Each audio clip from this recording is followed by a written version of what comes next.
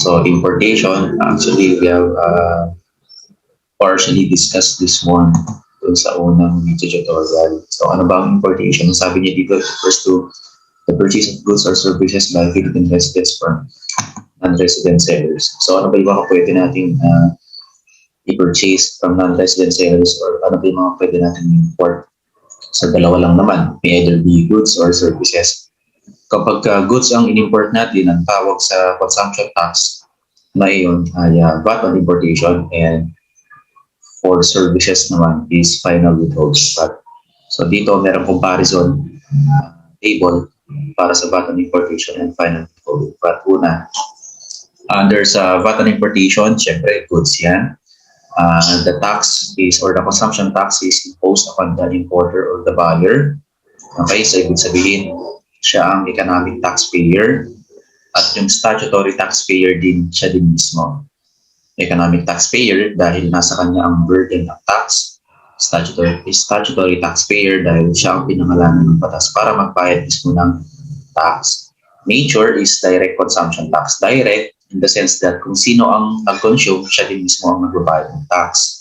Ang basis niya is the landed cost. So mamaya, i-discuss natin kung ano ba yung composition ng landed cost.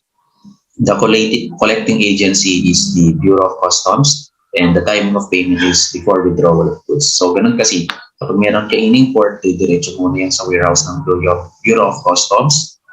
Okay? Then, isettle mo muna dun sa opisina nila kung magkano ang babayaran mo na consumption tax and other charges. Then, after that, dun mo palang pwedeng makuha yung goods mo sa warehouse nila. Sa final withholding VAT naman, yung object ng consumption dito, yung services, imposed upon foreign service providers. Imposed upon dahil sila ang may burden ng tax. Okay? Sila yung economic taxpayer. Okay, so iba dito, no? Medyo iba. Statutory taxpayer ay yung resident purchaser of the service or yung importer, yung import ng service.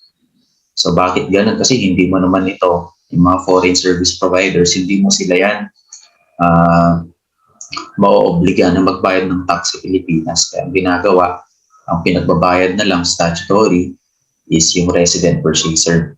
Nature is indirect business tax because kung sino yung economic taxpayer, iba doon sa statutory. Tax basis is the contract price. Collecting agency is the BIR. Okay, syempre kapag services, hindi mo naman pwedeng ilagay yan sa warehouse, di ba? Okay, so hindi mo siya mawi-withdraw sa warehouse. Okay, hindi mo siya may store. It cannot be stored. So sa BIR mo siya diretso babayaran, and the timing of payment is after the month payment. Okay. Merong asterisk dito, it says in here that individuals engaged in business and corporations. Ibig sabihin yan, class, okay, mag-a-apply lang ang final withholding VAT kapag ang nag-import ng serbisyo ay isang individual na engaged sa business o isang corporation. Pero kapag tayo, na hindi naman tayo engaged sa business, kapag nag-import tayo ng service mula sa ibang bansa, mula sa foreign service providers, walang final withholding VAT yun. Okay, that is a very good point. Okay?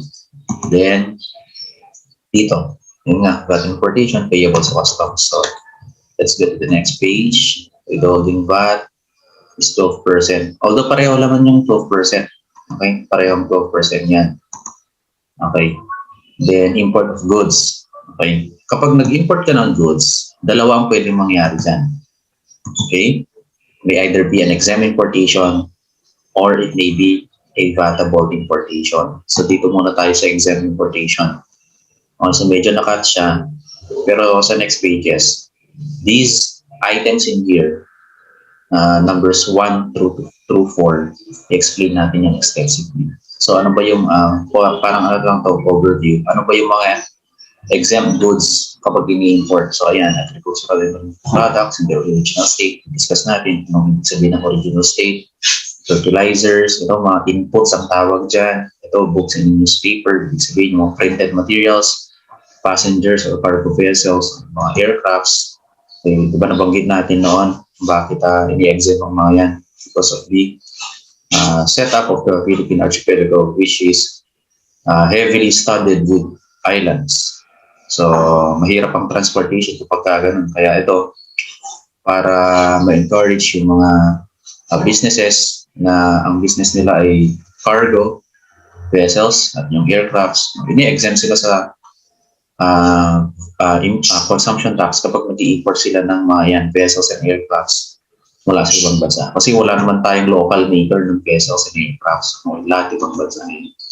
Then pangalawa, importation by VAT and exempt persons. Tingnan natin dito. Sila to. Itong number 4, tsaka ng number 1, related yan. Ito naman, cooperatives na dapat agricultural cooperatives. At itong mga ito, PEZA locators. PEZA, ibig sabihin, economic zone. Okay? Meron tayong economic zone dito sa Cagayan. Then quasi-importation. So, importation siya, pero meron siyang ibang features aside from the normal type of importation. So, explain natin na yan. Then, importation, which are exempt under special laws. Tapos, yung mga treaties na signatory ng Pilipinas. Okay, page 3. Okay, this is page 3. This is page 23. Okay, dito na tayo. Importation of exempt goods. Okay, unang-una. Basic human food and related goods. Ito na yun. Agricultural or marine products in their original state. Livestock and poultry of a kind. Okay, saan ginagamit? Sa agriculture and for ultimate human consumption. Breeding stock. Yung mga ginagamit sa pag-breed. Provided na for human consumption. Okay, so explain muna natin yung una. Saka natin puntahan itong B at saka C.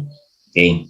Ano bang ibig sabihin ng original state? Agricultural and marine food product. Ibig sabihin, agricultural product ng agriculture.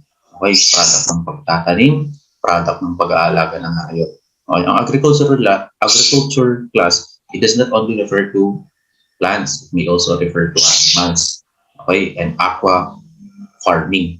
Okay, mga agricultural activities yun. And marine food products in the original state. Ibig sabihin ng original state, yung hindi siya masyadong nagbago or yung mga nag-undergo ng simple processing. So mamaya titignan natin kung ano ba yan. Anong ibig sabihin ng simple processing.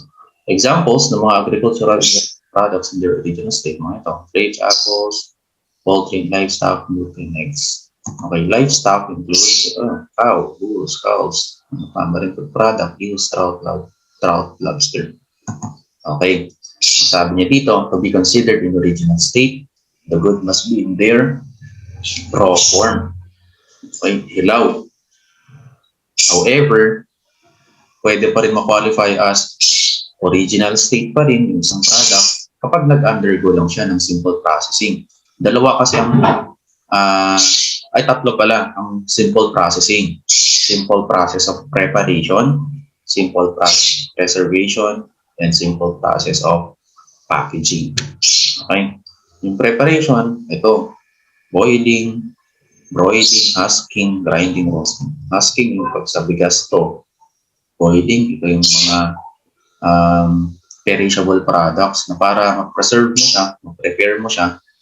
Okay? Iba-boil mo. O yan, mga roasted na products. Okay, yung mga simple acts of preparation.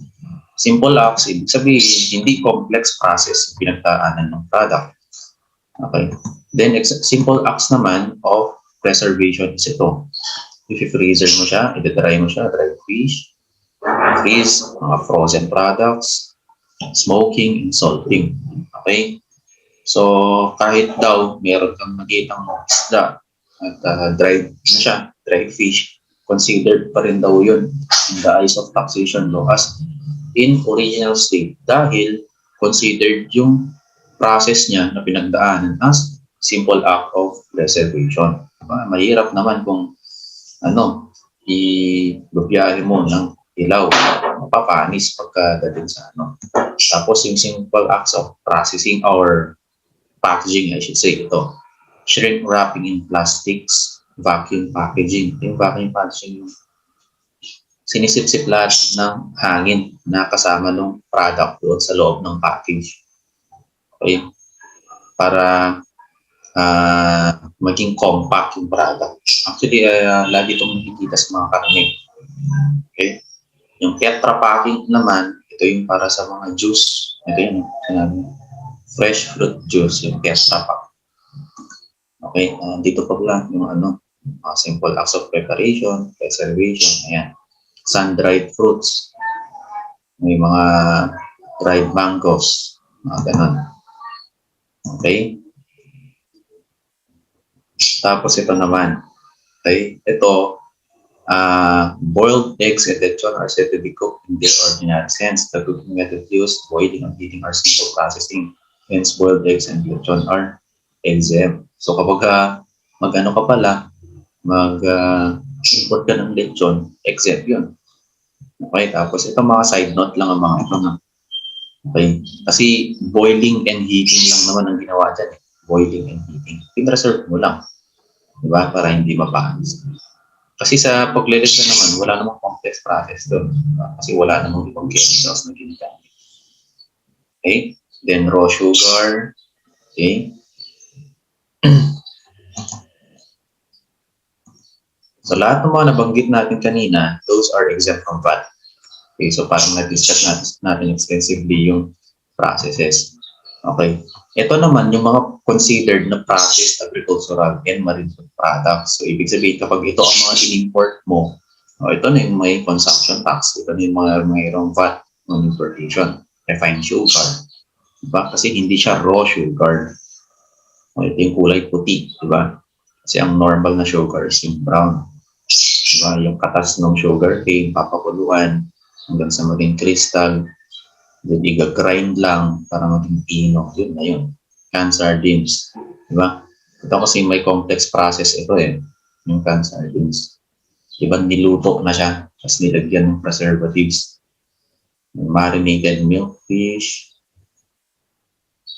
May flour, soy, vegetable or coconut oil. Okay, yung mga lahat ng mga yan, nabanggit na yan, those are all subject to VAT on importation. Use or purpose dictates VATability. Example niya dito kasi is flowers. So, meron tayong cauliflower, tayong broccoli, di ba? Yung purpose nun is for food. Pero kapag ang in-import mo ay flower, ipang re-regalo mo, processed, those are vatable, siyempre. Okay? So, anything that is for ultimate human consumption, provided na nasa original state pa lang siya, okay? VAT exempt yun. For example, manok. Diba? Dalawang klase ng manok. Isa, pangkain. Isa, pangsabong.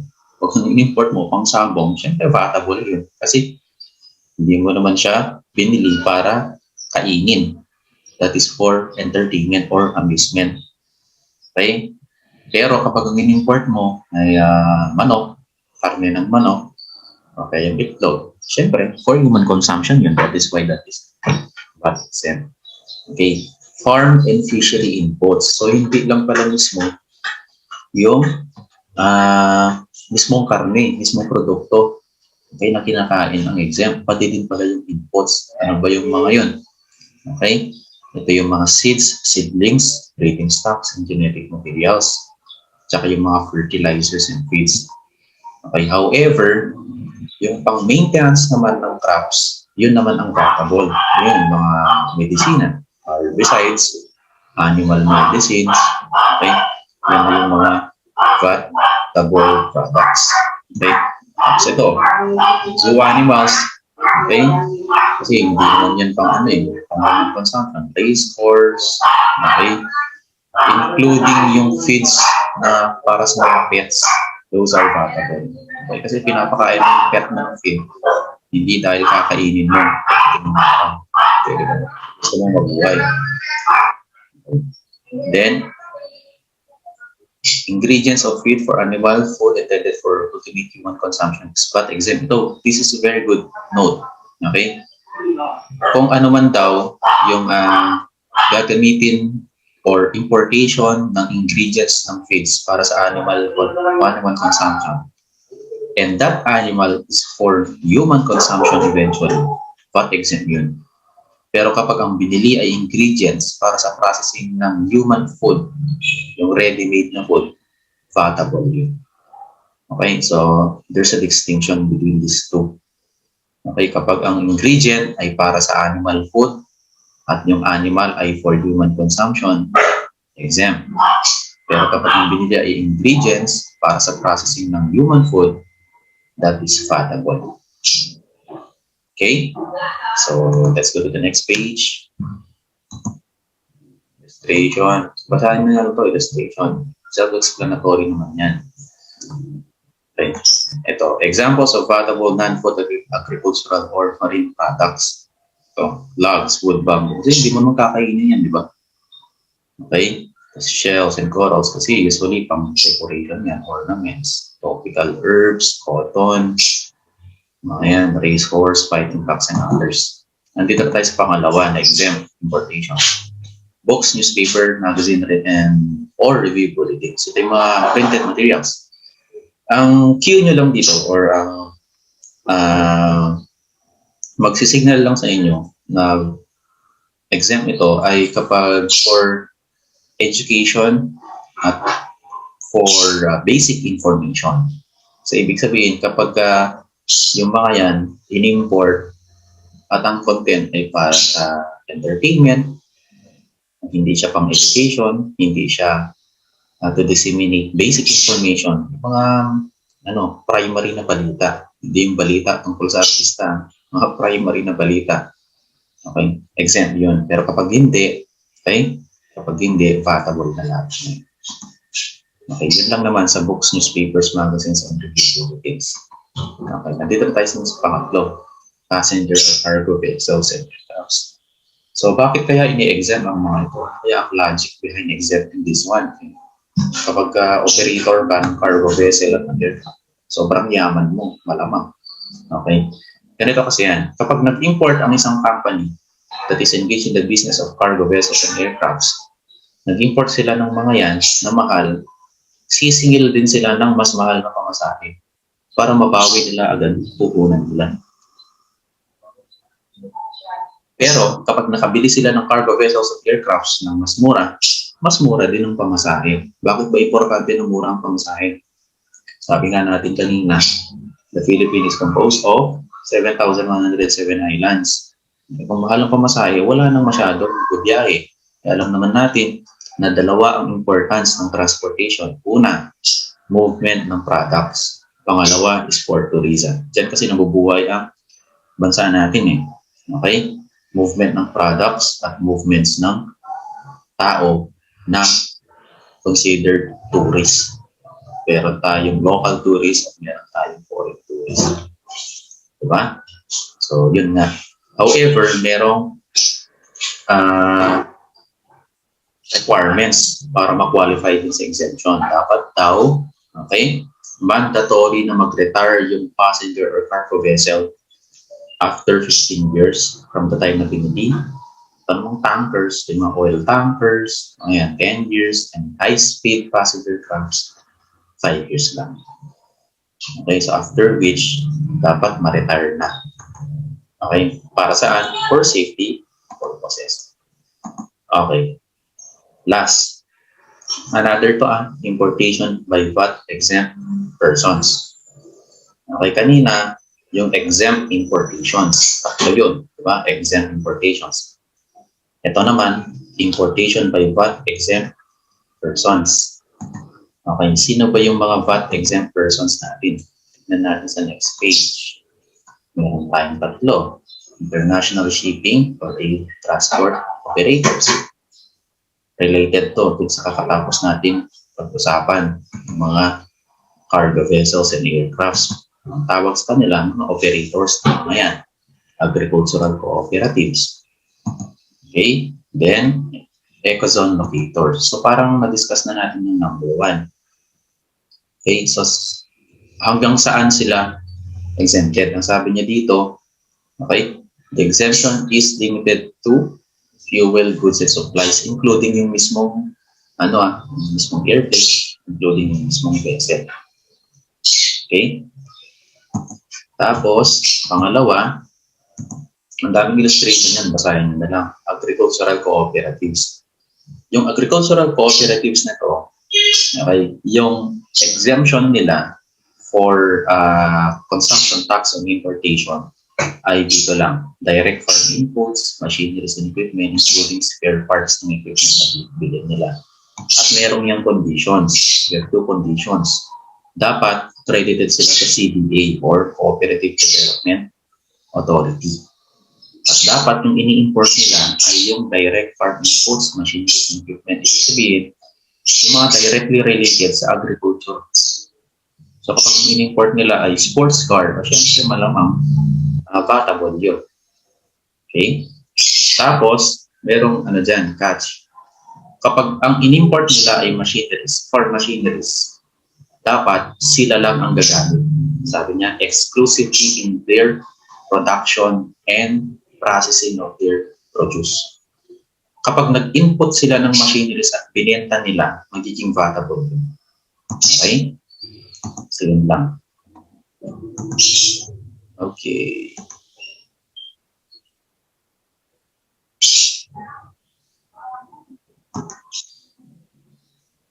May mga notes siya, tapos may mga illustrations din. Basahin mo na lang ito. Sabi ko kanina, sasakyan, di ba, vatable, kasi hindi naman farm inputs yan.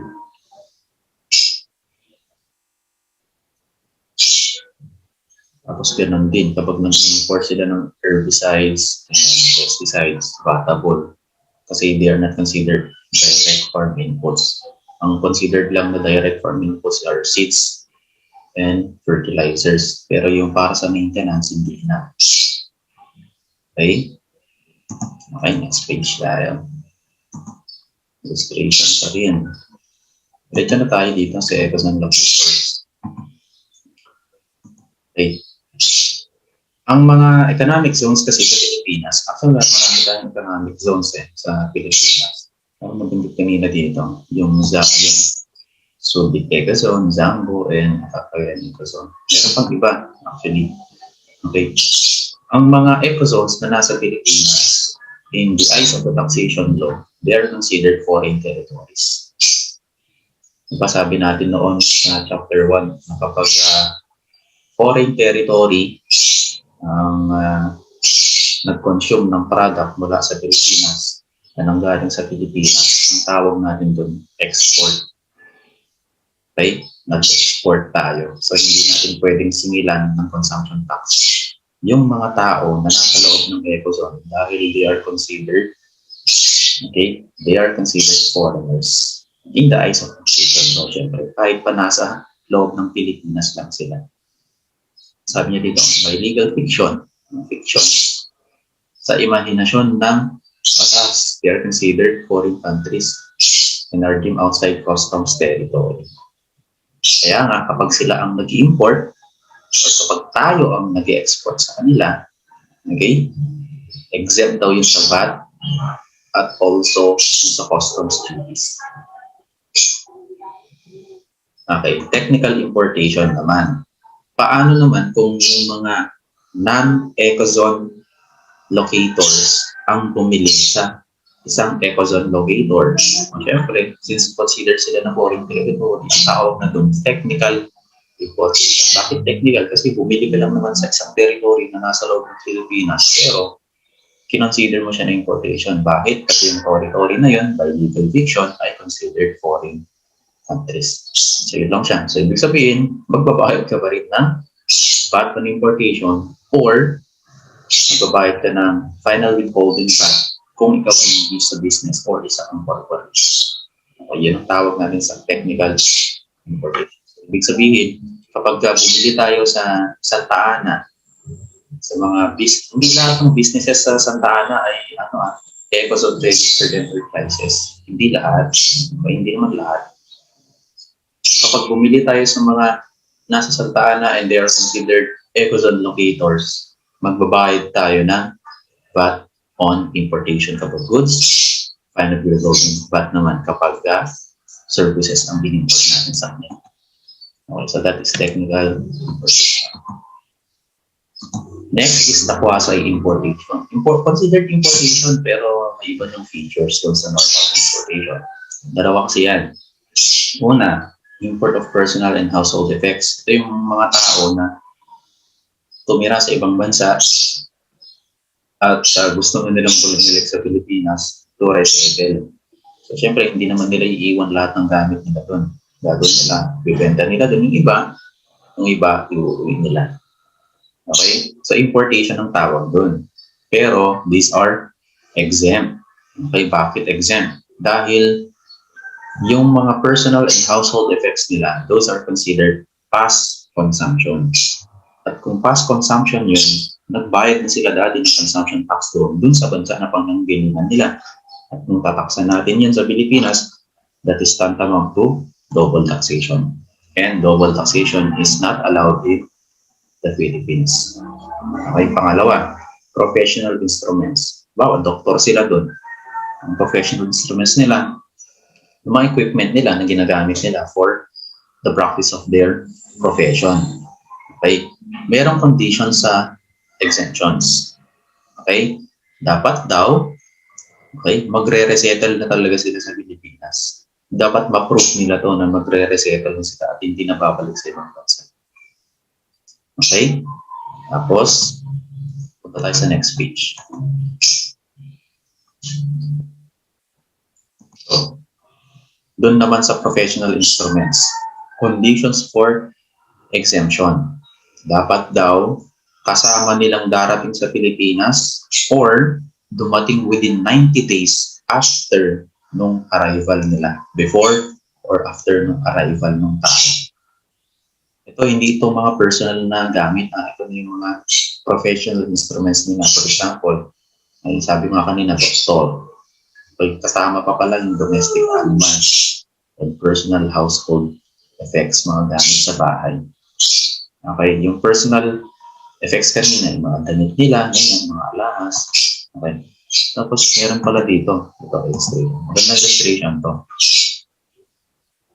Mr. Kung Fu, a Chinese martial arts master, yung profession niya, arrived in the Philippines with an navigation visa. He brought with him the following, which he declared as his personal effects.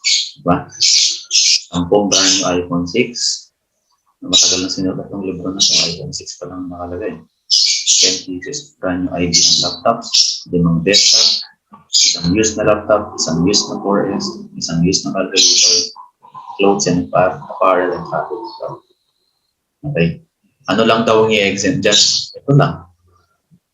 Itong 4 lang na to. Ito kasi, sino ba namang tao ang gagamit ng 6 na 10 na cellphone, 10 laptop, 5 desktop. So, ibig sabihin, iuuwi niyo to sa Pilipinas. Hindi niya ito i-consume personally. Siguradong ibibenta niya ito. Kaya ang mga yan, vatable. Di ba? Walang lusot. Okay? Okay. Ito na yung last na klase ng importation. Importation exempt under special laws or treaties. So, simple lang. Kung saan ba nakapirma ang Pilipinas? So, the exempt. Okay. Ito mga additional laws na lang to, VAT ang importation. Sabi niya dito, subject daw sa VAT ang importation kapag, okay, kahit hindi engage or engage sa trade or business yung tao, okay, kahit pa VAT or non-VAT ang business, personal man or pang negosyo, okay, non-resident man or engagement or hindi sa business yung non-resident na seller. Goods ito VAT on importation. Okay. Presumption of VATability. Generally, all types of importations of goods are considered VATable. However, it is the burden of the importer to prove that the transaction should be considered as VAT exempt. Sabi niya dito, the burden of proof rests upon the importer. Kailan niya i-prove yun? Okay, kasi ang general assumption, VATable. Okay. Tapos ito na kanina yung London cost na sinasabi natin. Ito ang composition na actually. Dami, no? Kaya hindi natin ito sa future exams and quizzes nyo, hindi na ito kasali. Pero basahin nyo lang din. Okay? Ito. Ang dami niya. May mga computation siya dito. Kung trip niyong tignan, hindi pagtripan niyong tignan. Ano yung pagtripan tignan, o di wag na. Okay? Itong landed cost class, this is for goods. Okay, that is for goods. So, magbigay ko siya ng computation. Dami niyan, actually. Wag na. Okay, so sa problem siguro, ang sasabihin ko na lang, the total landed cost is, hindi ko na kayo papakompitin ng landed cost. Diba? May basic pa siya, no? Basic illustration, meron ang comprehensive. Maluloko kayo yan. Okay, doon na tayo sa imports of services. Dalawang klase ng importation. Una, importation of goods. Ito naman, importation of services. Okay. The purchase of services from non-residents may be VAT exempt, subject to specific percentage tax, or pangatlo, subject to final withholding VAT. Okay. Ano ba ang nature ng final withholding VAT? Okay, so ang sabi niya dito, dapat daw ang seller nasa abroad. Okay, then dapat yung importer ay engaged dapat sa business or hindi naman kaya isang corporation para masubject siya sa final withholding VAT. Okay.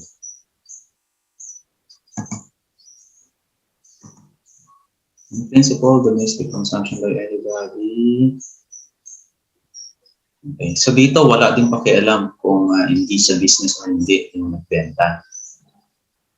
Okay, then sabi niya, the final withholding VAT daw is considered business tax. Sabi natin, kapag business tax ang tawag sa isang consumption tax, dapat ang nagbabayad lang yan ay mga engaged sa business. Diba?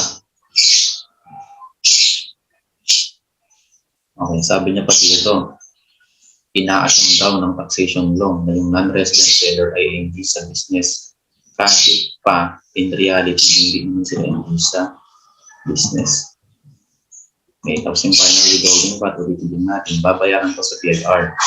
Yung VAT importation, babayaran yun sa Bureau of Customs. Rason, kasi ang services, hindi mo siya pwedeng store, hindi mo siya pwedeng ilagay sa bodega. Diba?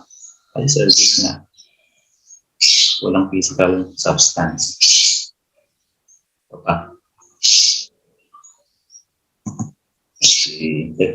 Technically exists kapag yung service ay i-render sa Pilipinas at yung purchaser ay individual engaged in business or corporation.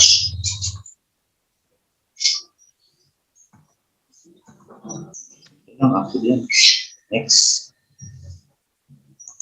Ito. VAT exempt import of services. Okay? Kapag isa sa tatlong to, okay, ang klase ng transaction, VAT exempt yun. Una, kapag ang purchase of services from non-residents to the service render ay nangyari abroad. Okay? Rendered sa abroad, hindi na render sa Pilipinas. Ibig sabihin, na-consume sa abroad, kahit pasabihin mo na ang bumili ay isang Pilipino na residente ng Pilipinas. Kinonsume niya sa ibang bansa yung consumption. So, dun lang. VAT exempt yun. Pangalawa, kapag hindi engaged sa business, yung purchaser ng service. Kahit pa yung purchaser na yan ay nasa Pilipinas, at dito niya kinonsume yung servisyo ng isang non-resident seller, provided na hindi siya engaged sa business. Exempt din yun. Okay? Pangatlo, kapag yun nga, ecos and locators, ito na naman sila. VAT exempt persons kasi ang tawag sa ecos and locators. Actually, sa lahat ng consumption tax, hindi lang sila VAT exempt. Sa lahat ng consumption tax, exempt sila yan. Okay. Okay, reason kung bakit kasama ang ecos and locators, considered non-residency.